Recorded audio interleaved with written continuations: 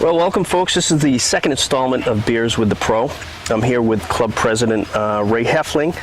How you doing? It is our tradition to start off. It is called Beers with the Pro, so we start off with either a beer or a drink of choice. And today, your drink of choice is? The Rum Runner. The Rum Runner. The Rum Runner. And we're lucky enough to be on the beach today when the beach bar is going, and I'm sure we'll talk about that. Thank you, dear. You're welcome. Thank you. Thank you. Cheers. Cheers. It's not a beer, but it's close enough. Thanks for being here. Yes, my pleasure. I'm sure we'll get into a few of these special amenities that we have going on and special programs. I always start off, tell me about yourself. First off, What do you want to know? where are you from? Well, that's a long story. It was a dark, stormy night. We are limited to these, tend to go 15 minutes. So White Cliffs is a second home for Diane and me. We've been here for 11 years. We live in Newton, and we've been in Newton for as long as we've been together, which is a long time, since the late 70s. My folks were in Winchester before I got to Newton with Diane, and early in life I was in New York City. So we moved a few times before we landed in Winchester, and here I am. So I'm a Red Sox fan, not a Yankees fan. That's the most important part. Very good. You and your wife spend a lot of time here at White Cliffs. Most of it spent on the beach. Is this your spot? This is your deal. You love the beach. We love the beach. Neither one of us are golfers. I do have golf clubs. I do play 5 or 6 times a year in scrambles for charity because I'm pretty terrible. So if it's my own ball, I'm in big trouble.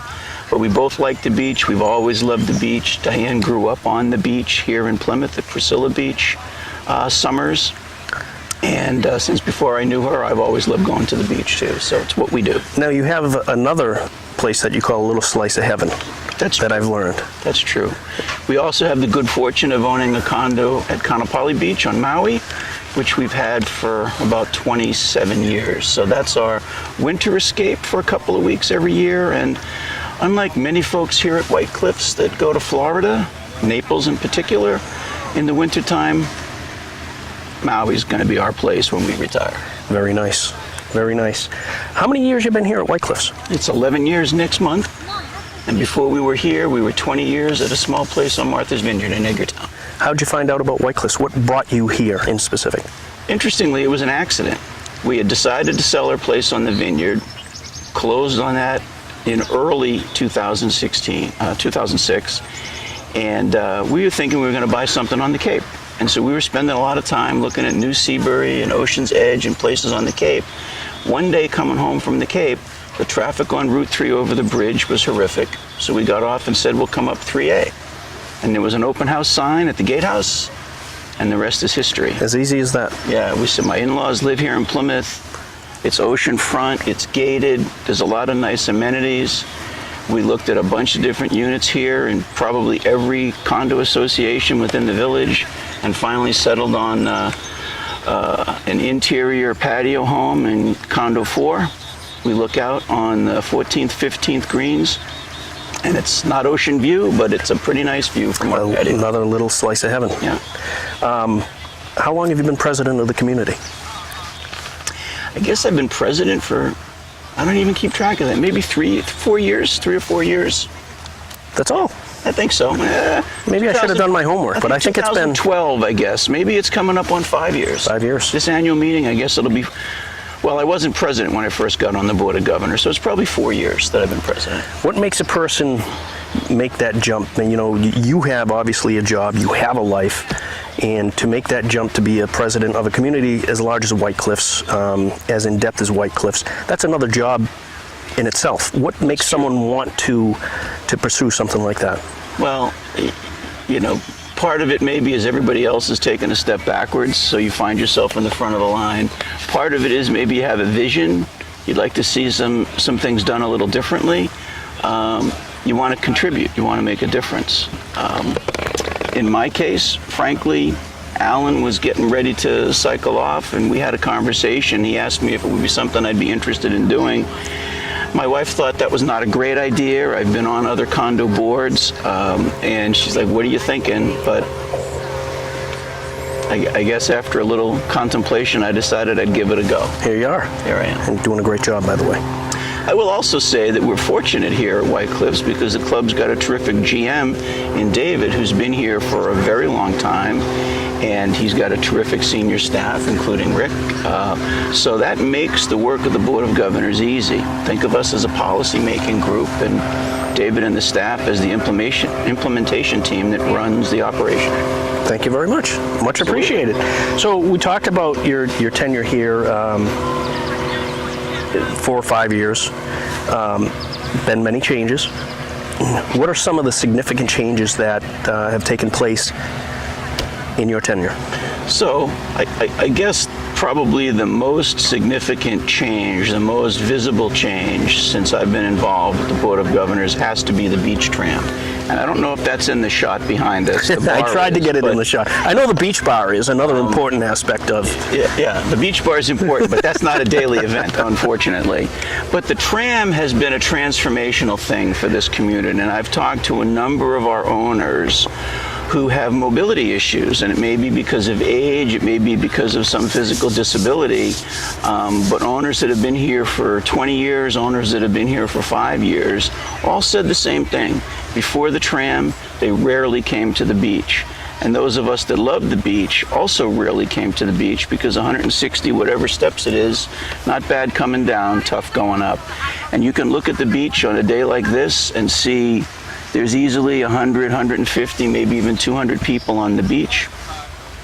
And people are bringing coolers down and chairs, and you didn't see that before the tram. Well, I mean, you can see, like you said, people up and down. You look down towards Sagamore Beach, they're packed wall to wall, and the beach is being utilized like it's never been utilized before. You did one other significant change in my eyes that will probably go unmentioned by you, but is that the maintenance facility? No. Uh-oh, he's got a prop for me. The change of chips in the kitchen. The change of chips, Cape Cod chips. You were the sole person who changed the chips from Lay's to Cape Cod chips. This, in my opinion, was a no-brainer, and probably the most significant. I mean, made on Cape Cod. You can tour the factory in Hyannis. He has no affiliation with Cape Cod I have chips. No, they're not my customer or nothing. Other I just than think it just makes sense for Cape Cod chips to be the chips of choice. There we go. For an oceanfront property. Cape Cod chips. Are they paying the chip for everyone? I don't know, but I'm going to send it and try to. We're going to find out. That'd be great. We talked about the high points. Yeah. We talked about the changes. Any disappointments? So we'll change it up a bit. You probably weren't expecting that question. Sure. No, that's fine. So I would say something that was really disappointing for me early in my tenure as president, when we found ourselves going out to the membership and saying we're going to borrow money to do a bunch of programs, some of which were resisted. The maintenance facility, frankly, the tram was resisted by some people.